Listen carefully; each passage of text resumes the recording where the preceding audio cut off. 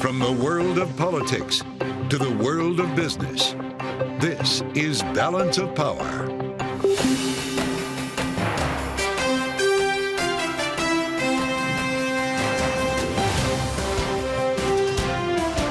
Live from Washington, D.C.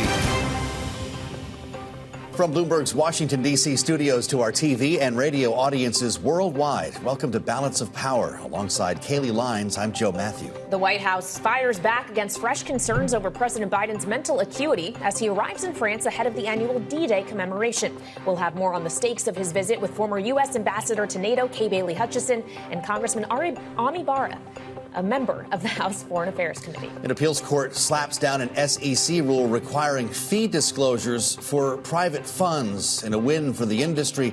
Bryan Corbett, CEO of the Managed Funds Association, will talk to us about it this hour. And New York Governor Kathy Hochul shocks Manhattan, indefinitely halting congestion pricing that was set to take effect at the end of this month. We'll get reaction from our political panel. But as we come to air this evening, developing news, the Georgia election interference case against Donald Trump and a host of other co-defendants has been halted by an appeals court while it reviews a lower court's ruling on whether Fulton County District Attorney Fani Willis can stay on the case. The ruling effectively eliminates the possibility of a trial ahead of November's election. Let's bring in now Nia-Malika Henderson of Bloomberg Opinion, who is with us here in Washington. So, Nia, we've long expected that only the New York case in which Donald Trump was just convicted last week was going to go to trial before the election. This just solidifies, perhaps, that it's not going to happen in Georgia. Does it matter at this point? You know, listen, I think obviously if you're Trump and you're Trump's team, they're breathing a sigh of relief. It wasn't good news that they got out of those 12 jurors in New York and the 34 convictions, essentially, and guilty counts. But you're right. I mean, this was expected. You know, there are cases out there that are lingering that are much more serious and really kind of resonate in a different way with average voters, including the Georgia one and the one out of Florida about the documents. So listen, good news for Donald Trump, but as you said, not unexpected that this happened. Yet there could be another as we wait to hear from the Supreme Court. Jack Smith, the special counsel, would love to have his January 6th trial take place here in Washington before the election. How worried is the Trump team about that, having seen the way this guilty verdict No, is listen, played? I think they are very worried. I mean, you hear Republicans trying to sort of spin what came out of New York to say, oh, this was a fundraising boon. We'll see it at some point. Maybe it was, maybe it wasn't. And this has made Republicans who had soured on Donald Trump rally back to his side. I don't think that's really true. I think if you're Donald Trump, this was a shock, right? I think it was a shock to a lot of people who were watching that New York case that on all counts, it was a guilty verdict. So I think if you're Donald Trump, you know what's possible. There's sort of spin and there's the reality of he's got this task ahead of him, which is now running for president as a convicted felon. Well, the reality for Joe Biden is that he's running to be president for a second term as an 81-year-old. And that has been spotlighted by some reporting from the Wall Street Journal today that reads in part that some who have worked with him, including Democrats, and some who have known him back to his time as vice president, described a president who appears slower now, someone who has both good moments and bad ones. Now, the White House has cast this as being motivated by partisan politics. There has been criticism from Democrats, including Speaker Emerita Nancy Pelosi, suggesting they talked to the Wall Street Journal and their views on this were not adequately reported. But this is damaging to a president that cannot seem to shake the age and mental acuity questions surrounding him. Yeah, and listen, most of the age and the acuity questions come from what we see of Donald Trump, and in some ways that's true. But we're talking about Joe Biden. Yeah, we're talking about Joe Biden here. You know, viewers can see that Joe Biden is a little slower physically, right? He's got a sort of what my mom refers to as an old man walk, and my mother is 86 years old. But at any rate, so I think a lot of the concerns that were aired in this article, a lot of them were by Republicans. And so I think if you are a Democrat, you can say maybe this article was a little unfair. And I also think that the scrutiny of Joe Biden should also apply to Donald Trump, right? We saw him on Friday give a very meandering, incoherent speech after his guilty verdicts in New York. And so he also has lost a step in terms of his presentation and physically as well. But listen, this is going to be a problem for Joe Biden. They cannot seem to shake it. He's not going to get younger, right? He just isn't. And I think that's why the debate is going to matter so much. Him matched up against Donald Trump. And listen, I think Joe Biden has always presented, in terms of the way he talks, gaffes, a lot of gaffes, and you see some of that, and the Wall Street Journal talked about some of that. So it's going to be very important for him, in the way that it was for that State of the Union, for him to seem with it and forward-leaning in the way that he engages with these policy issues and with Donald Trump in that debate. Nia, thanks for being back with us. Nia-Malika Henderson, writing opinion for Bloomberg and getting us started today on Balance of Power. The president taking criticism from both sides of the aisle for the border security executive order that he rolled out yesterday, now in effect. Here's Representative Pramila Jayapal this morning at the Capitol. I think it's a mistake what he's doing. I've said that. I think it is not what he said during the campaign, and I think it's using tools, and I want to be clear that Joe Biden is significantly different from Donald Trump, but he's using tools that Donald Trump used and that we all spoke out against. I hope this will be declared unconstitutional, just as Trump's was when he tried to do the same thing. Let's get into this more, the reaction a day later with Bloomberg's Texas bureau chief, Julie Fine. It's great to see you, Julie. Pramila Jayapal tweeted as well today. I've said it before, I'll say it again. When Democrats try to out-Republican the Republicans, it doesn't work. But as I'm sure you're hearing, Republicans don't like this either, do they? No, Republicans do not like this. They do not think it went far enough. Senator John Cornyn, who would like to be the leader, speaking out against it today. I mean, and a lot of Democrats, yes, they're saying what they're saying, but I don't think they're going to turn around and vote for former President Trump. So essentially here, this is a winner for Republicans. And I think we've seen this when it comes to immigration. I want to ask you about something else that is developing in Texas, Julie. A Texas stock exchange has raised $120 million. BlackRock and Citadel are backing this. Is Texas trying to be the next New York? Well, I think the governor would certainly say that. I mean, you've seen a lot of companies move down here. Goldman Sachs will have their headquarters here in Dallas. That's where this Texas Stock Exchange will be. There's a lot ahead for this. They've raised $120 million. And yes, certainly it helps when you have names like Citadel behind it, when you have names like BlackRock. But, they're not going to be trading for a year yet. It's going to be all electronic. So there is a lot ahead for this Texas Stock Exchange. Is this something that's going to be an alternative to the New York Stock Exchange, though? What's the spirit of the investment? To Kaylee's point, we're seeing some pretty big names get behind this, Julie. This isn't to be the next New York Stock Exchange, is it? I'm hearing more of an alternative. Yeah, this is more of an alternative. But again, when you have these names behind it right out of the gate, that certainly will help when it comes to other investors. And they have some time. The paperwork won't be filed with the SEC until later on this year. So, yes, this will be a type of alternative to the stock exchange. However, you do look at the New York Stock Exchange, and the floor is certainly not what it used to be, back in the day when you saw people running around. I mean, yes, this here is electronic, but they are certainly hoping that this is something that big companies will certainly follow Citadel into and will follow BlackRock as they invest in this. All right, Bloomberg's Julie Fine, our Texas bureau chief, thank you so much. Now, still ahead, Congressman Bera of California will be with us as we look to the politics of the Israel-Hamas conflict. That's next on Balance of Power on Bloomberg TV and radio.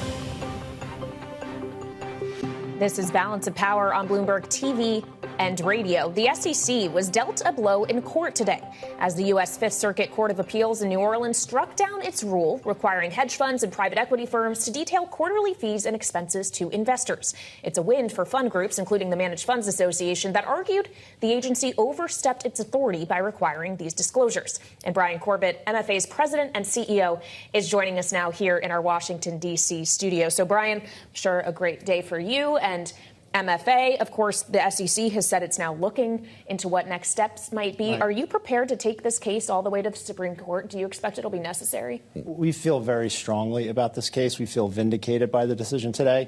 Whether the SEC decides to appeal to the Supreme Court, we will wait and see. I can't predict what they'll do, but based on the court's ruling, other precedents, we feel very strongly that we're in solid ground. The staff will take a look and respond accordingly, was the reaction today from Gary Gensler. Right. What do you expect the staff will find when they look? Well, I think what they will find is that Congress created a clear line between registered investment funds, i.e. mutual funds, and private funds. Through this rulemaking, the SEC tried to blur that line. They tried to apply retail-like regulation to private funds. And today the court said you cannot do that. There is a line. That line needs to be respected through rulemaking. So I think when they go back and look at it, they'll see that the court's logic and reasoning were sound and uphold the intent of Congress. And, of course, what you are arguing is the idea that while they're talking about this being in the name of investor protection, that it's pretty sophisticated investors who are usually getting into private funds in the first place, institutions and the like.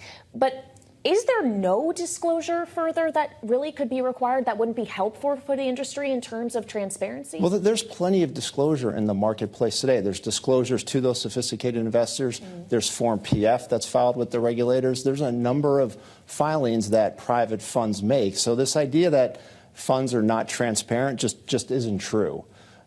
As you noted, these are sophisticated parties. These are big institutions that are investing in private funds. These are not mom and pop. Right. So the negotiating dynamics are very different. And long-term law has respected the sophisticated parties negotiating jointly. We didn't need the SEC intermediating and fixing terms and conditions for these sophisticated parties. Well, did the SEC misrepresent, then, the disclosures that currently exist? No, I don't think so. I think they had a view. What Chairman Gensler and the SEC staff tried to do through this rule was basically say that the private funds were negotiating with the end beneficiaries in the pension, the mom and pops that receive payouts from a pension fund. But that's not the case. The private funds negotiate with the pension fund itself, which has sophisticated counsel and advisors and a lot of negotiating power because they're deploying billions of dollars in capital.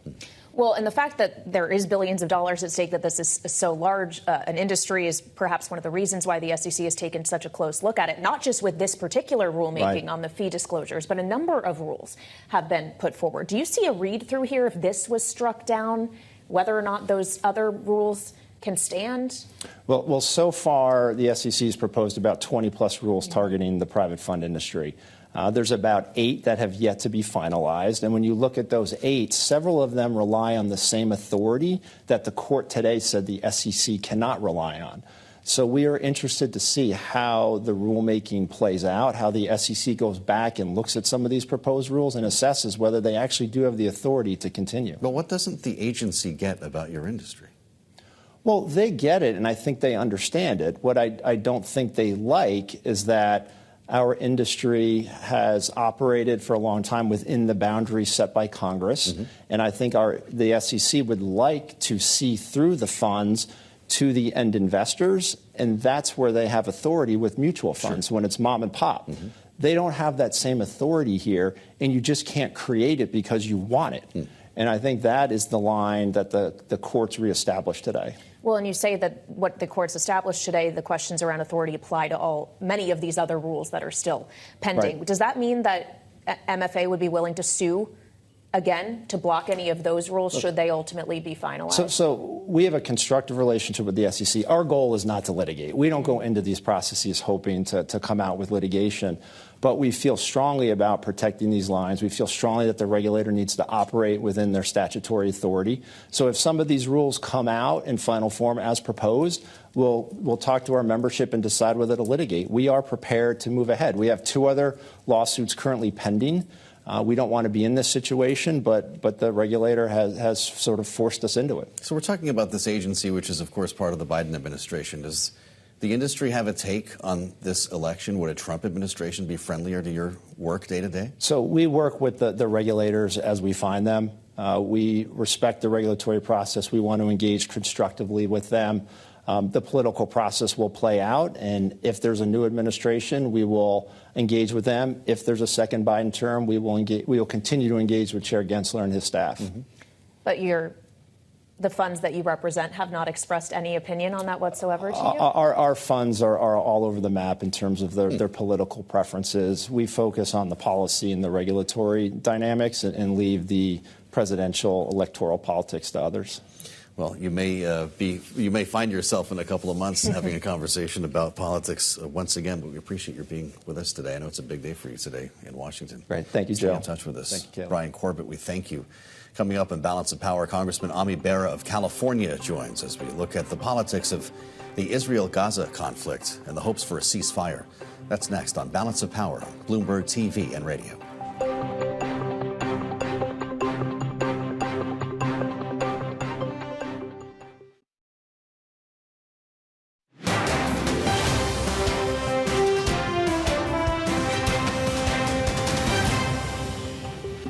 I think we are closer than we have been previously. I believe it is a key inflection point. And I see what President Biden is doing as very skillfully pushing Israel, and in the form of Prime Minister Netanyahu particularly, and Yahya Sinwar, by moving forward and putting out publicly what is this Israeli proposal that he spoke about Friday. Earlier from our conversation today with Mara Rudman, professor at the University of Virginia, the Miller Center, when we asked her about the chance of a ceasefire breakthrough in Gaza, remembering that Joe Biden rolled out this proposal last Friday. Prime Minister Benjamin Netanyahu's visit to a joint session of Congress currently up in the air as the date it was at one point scheduled for next Thursday was canceled. Let's bring in California Congressman Bera for more on this. The Democrat serves on the House Foreign Affairs Committee. And Congressman, it's great to have you back. Do you agree with Mara's take here? What are you hearing on your committee? Are we closer or further away from a ceasefire today? Joe, thanks for having me on. And again, apologies for not being able to be in studio. I think we're closer to a deal today. I think what President Biden did last Friday was important, put out the contours of the deal, the various phases, and I think it then puts the ball squarely in Benjamin Netanyahu, Prime Minister Netanyahu's court. But then the big variable, as the professor said, was Mr. Sinwar, who runs the military wing of Hamas. And, I'm not sure what his motivation is for a ceasefire, but that says it does put a lot of pressure on them. Mm-hmm. Well, Congressman, if you too think we're getting closer does not mean we have arrived at a ceasefire yet. Should Benjamin Netanyahu get the honor of addressing a joint session of Congress before a ceasefire is in place, or should that be a prerequisite?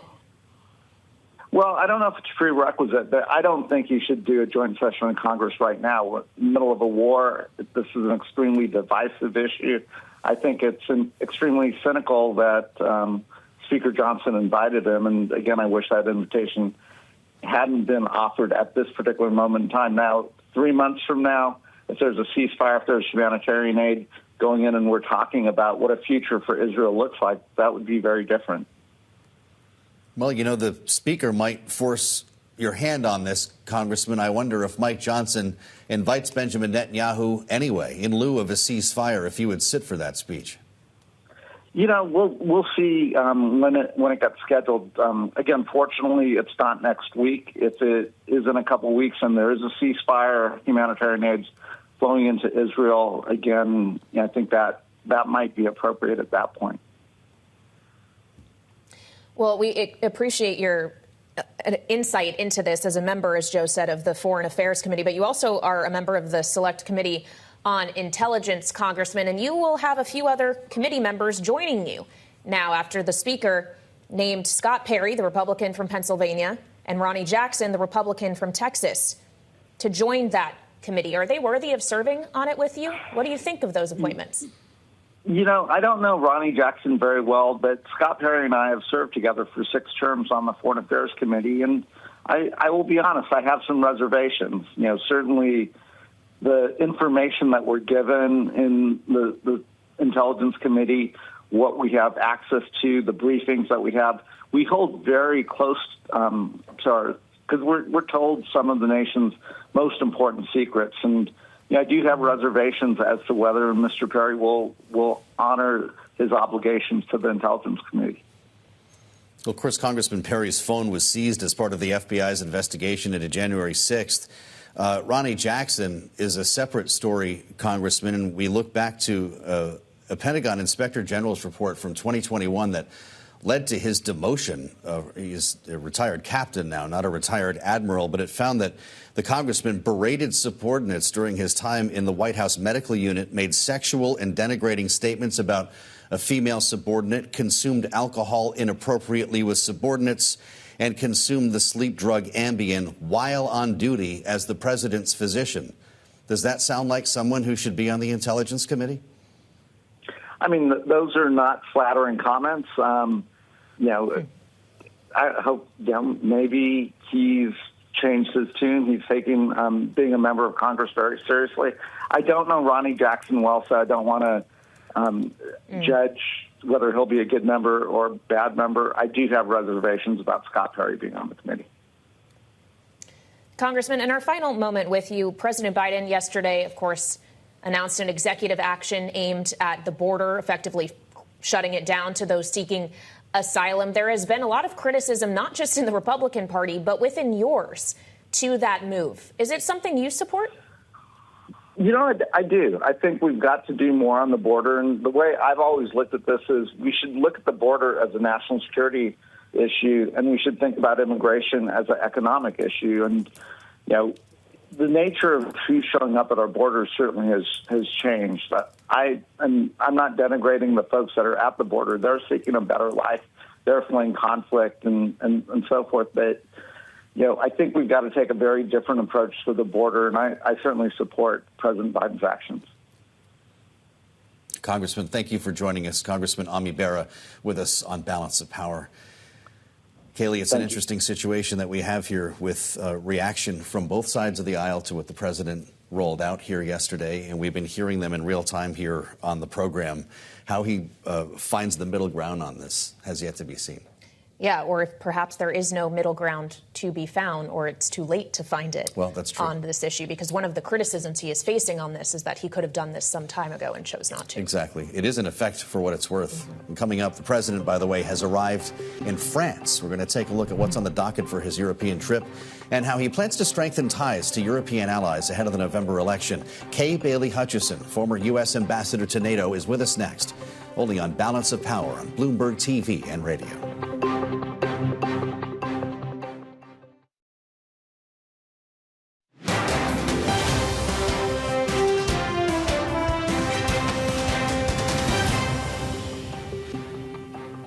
This is Balance of Power on Bloomberg TV and radio. I'm Joe Matthew alongside Kaylee Lyons in Washington. We welcome you.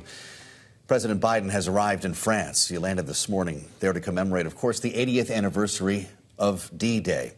As part of a trip to strengthen his European alliances before the November election, he'll be speaking from Normandy in the coming days. And joining us now is Bailey Hutchison, former U.S. ambassador to NATO. Ambassador, it's great to have you back on Bloomberg. How does President Biden seize this moment to make the case for democracy? Oh, thank you, Joe. It's great to be with you again. This is a wonderful opportunity to really appreciate the fight that we had in World War II, the bravery of our young men who went into Normandy that day. 80 years ago, I attended the 75th anniversary when I was at NATO, and we went to Normandy, and we saw so many of the survivors of that day, many in wheelchairs, many, very old, of course, and I'm just glad that there are a few more left that we can honor because they were so brave. And anyone who has had the honor to visit Normandy and look at those cliffs and see what they were having to scale to get up and fight that day after they had landed on these amphibious ships, and they were seasick, and it was amazing to see what they had to endure, and that they won that significant battle. Absolutely. And of course, Ambassador, as you say, you got to experience that firsthand yourself when you went for the 75th anniversary. But a lot has changed in the 5 years since. Of course, we have a new administration. Now it was the Trump administration. Then we had a war break out in Ukraine, in which the strength of the alliance that is backing Ukraine has been called into question, at least U.S. support for Ukraine, given how difficult it was to get further funding across the finish line in Congress. Is the strength of U.S. alliances in as healthy of a position now as it was then? Haley, I think that most certainly it is. As you know, we're going to have the 75th anniversary of NATO, which came about after World War II, so that the Americans would be a part of any kind of war that would start in Europe and hopefully be able to deter that war. Now, we do have really the beginning of an altercation that the Russians have invaded a sovereign nation, Ukraine. It is so important that, and I'm sure that President Biden will say, the importance of us being allied against Russia trying to take over a free country is something we must stand against. Because if we don't, then we will be involved in a war in Europe, and that's what we're all trying to avoid. Mm-hmm. As we follow the president on this trip, Ambassador, and toward the G7 next week, we know he'll also be meeting with President Zelensky on the sidelines of this trip to Normandy. Bring us behind the scenes. You've been part of this process, the importance of these face-to-face meetings on the sidelines of the 80th anniversary here, the commemoration, along with the G7 next week. To what extent can this move the ball in Ukraine or in Israel, for that matter, as we wait for news on a ceasefire? Well, I think we need to reaffirm and strengthen our ties with our European allies. That's for sure. We are in this kind of a conflict together because we want to keep Putin from invading another nation that is a NATO actual member. And if that happens, then we'll be in a war. We're trying to avoid that. And that's why supporting Ukraine is so important. Of course, what's happening in the Middle East also is, and I know that the president will be talking to our allies, the heads of state and the G7, and also at this commemoration of Normandy, about the importance of standing up for Israel's right to freedom as well. Their sovereignty is at stake, and they are fighting for their lives to keep their country, just like the Ukrainians are as well.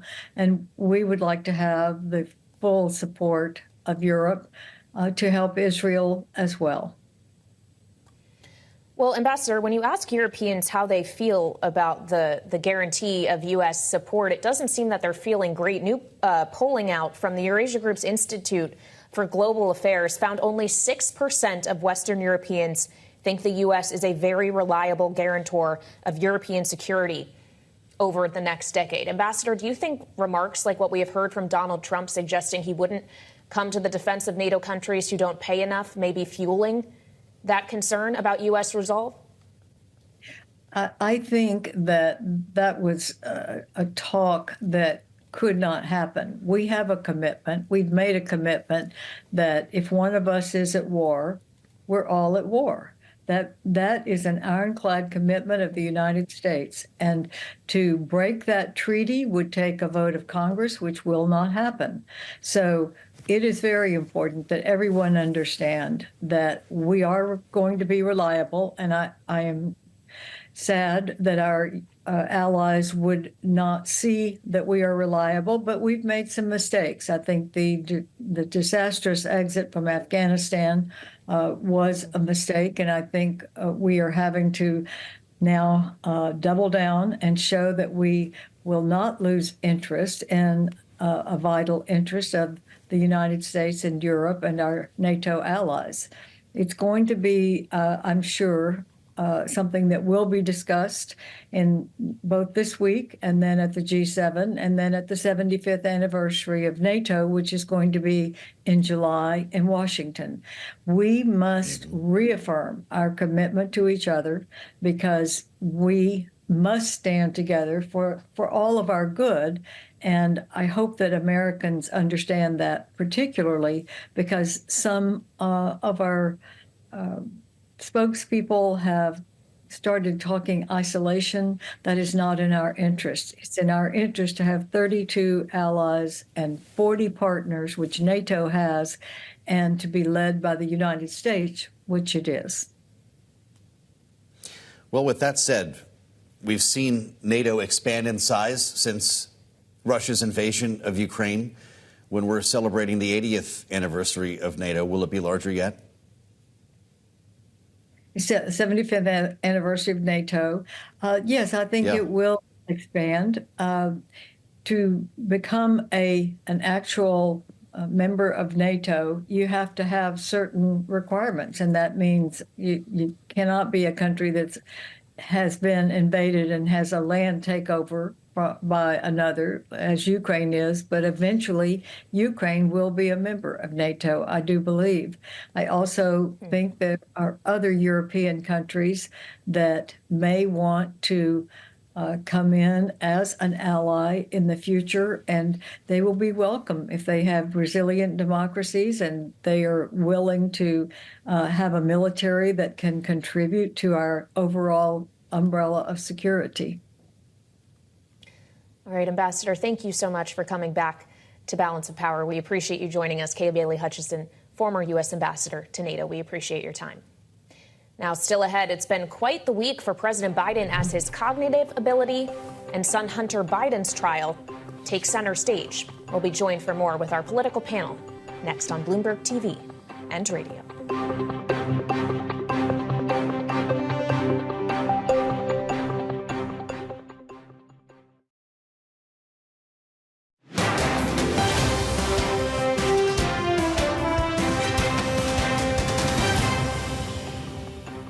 Slipping.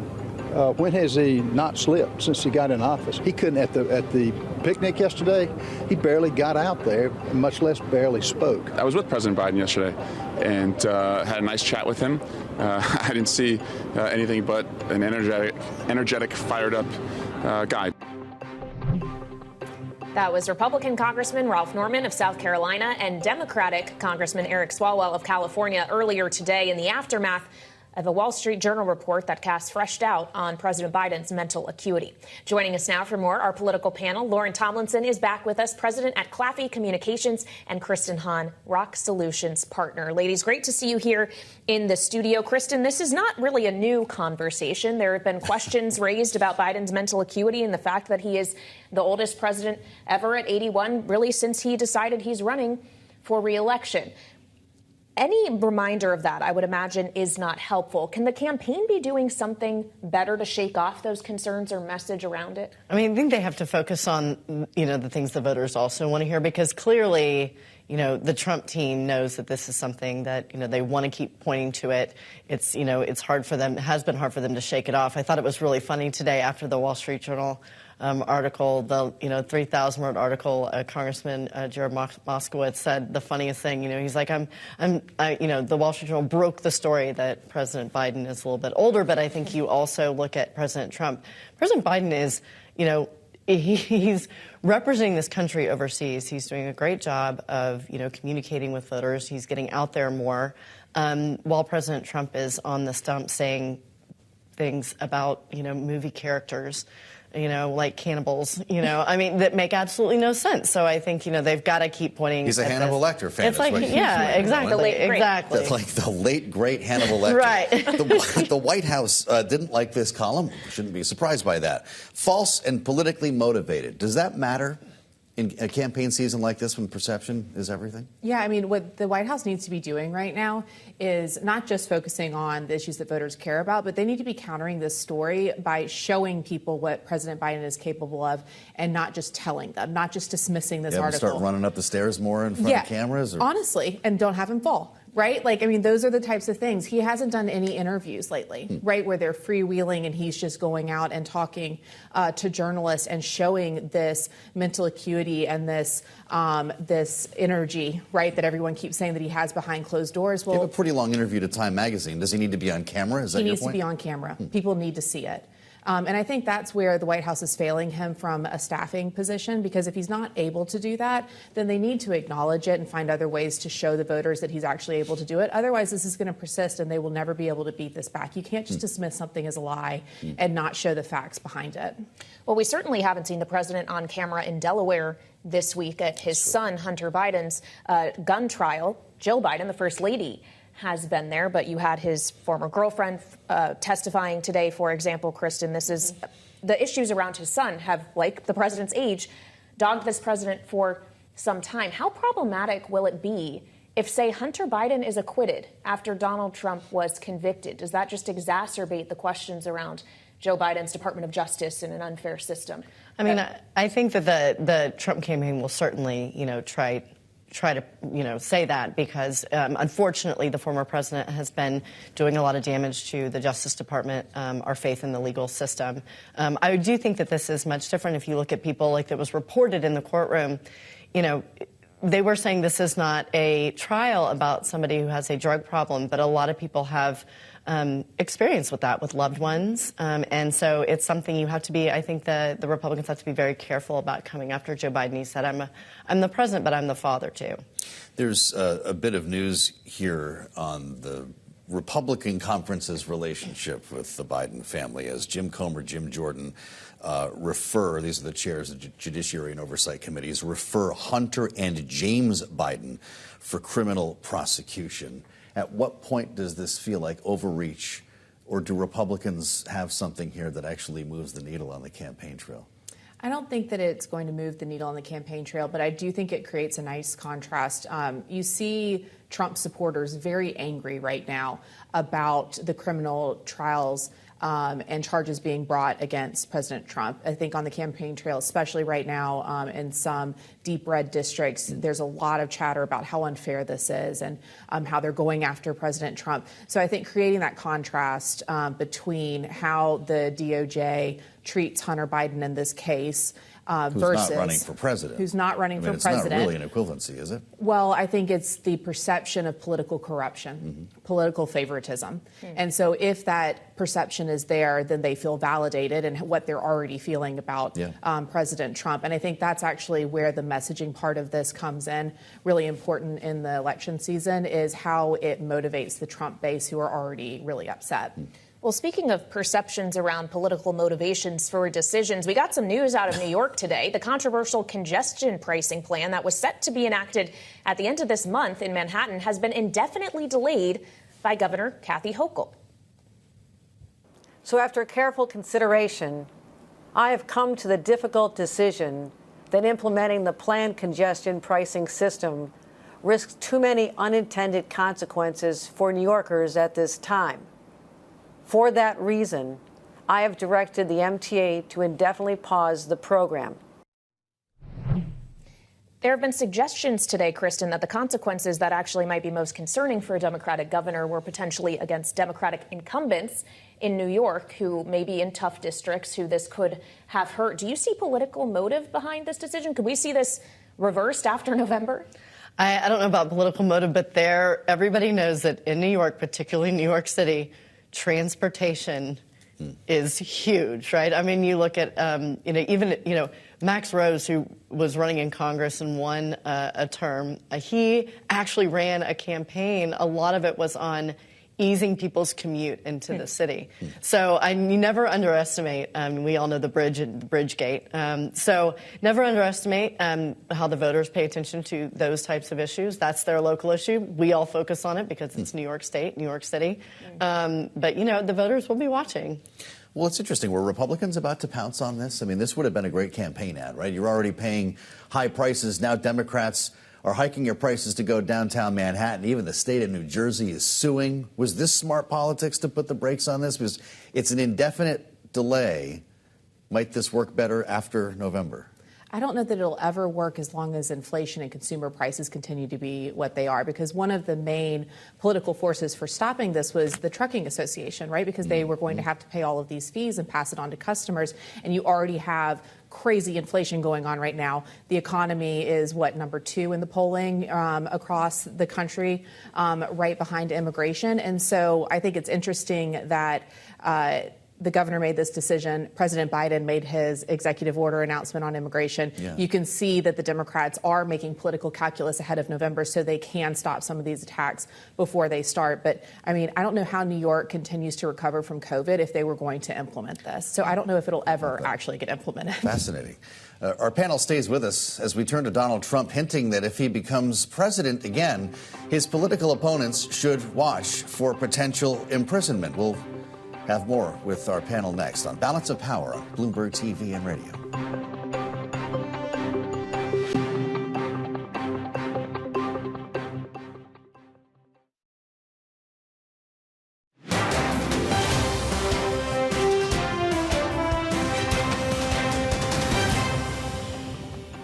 Nobody wanted to bring it until I decided to run, and then was beating everybody by a lot, and then was beating Biden by a lot in the polls.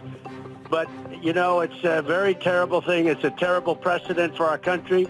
Does that mean the next president does it to them? That's really the question. Donald Trump, of course, speaking on Newsmax yesterday, suggesting he may well retaliate against his opponents if he regains the presidency. Back with us now, our political panel, Lauren Tomlinson, president of Claffey Communications, and Kristen Hawn, partner at Rokk Solutions, with us at the table. Lauren, you put this on top of what he said before. At one point, he would say he would appoint a special counsel to go after the most corrupt president in the history of America, Joe Biden. He had Steve Bannon telling Axios today they're going to put DA Alvin Bragg in jail. Do you take them at their word? Yes. To be honest, I mean, I think that they feel very persecuted, and I think if he wins the White House, or really regardless of if he wins the White House, I think House Republicans or Senate Republicans will bring up oversight or, you know, whatever charges they can to do a tit for tat for that. It's kind of like the impeachment proceedings as well, right? They impeached President Trump. They, then the House Republicans went and tried to impeach President Biden or Mayorkas or all these others. So I think that this is just now kind of become part of the norm of the political back and forth, where they're going to continue to go after each other in the way that they feel that spins out of control pretty quickly. Yes, it does. I don't think it's good in the long run, and at some point somebody's going to have to put a stop to it. But I do think that it's going to be the reality if I'm making calls, I'm thinking that this is definitely going to happen. Wow. If he gets back to the White House, and of course to do so, he's going to have to win. And most of the key swing states, Kristen, we heard from the super PAC, MAGA Inc. today. They've raised $70 million in May. They're planning on spending at least $100 million through early September in Georgia, Arizona, and Nevada. They've already spent more than $11 million in Pennsylvania. He's been able to raise a lot of money off his guilty verdict, as we know. Does this start to become dangerous in these swing states for the Biden campaign with money to spend? I mean, I think we would consider him dangerous, now. We knew that he was going to have a fundraising boon. We don't know exactly how much he raised off of, the trials. Ironically, when he gets out in front of people, he tends to say crazier stuff that I think is not as popular. Maybe the trials even protected him a little bit. But it's really scary when he talks about retribution and weaponizing the Justice Department. I was talking to a friend the other day who is close with some people in his camp, and they're actually starting to look at how are you going to give people like a litmus test for being a Trump supporter who are career employees in the government. Career employees are not political appointees who are, play a huge part in making sure that the federal government actually operates. So I think it's not just the big names we know about. It's a lot of the normal employees, the everyday employees that he'll go after. You mentioned the fundraising coming off of the verdict. It's been powerful for the candidate and for the party. Does that continue, or is this kind of a one-time pop that comes off of breaking news? I think it'll be one-time pops, but we're going to have a couple more of these. Yeah. Sentencing. Yeah, sentencing will probably be another big pop. The Georgia trial just got delayed for October 4th, so we'll probably have another pop there. So I think the more that people feel like he's getting attacked, the more that they're going to give and try to defend him. And so I do think there'll be a lot of fundraising opportunities off of this. Well, certainly the campaign is flexing it. Haven't yet seen May figures from pretty curious Biden to see what campaign, Joe Biden's got to show. Interestingly. Lauren Tomlinson and Kristen Hawn, our wonderful political panel this evening. Thank you so much for joining us. And for more coverage, check out the Washington Edition newsletter on the terminal and online. We'll see you back here tomorrow. Without Kaylee Lyons, safe travels, Kaylee. We'll see you back here next week on Balance of Power, only on Bloomberg.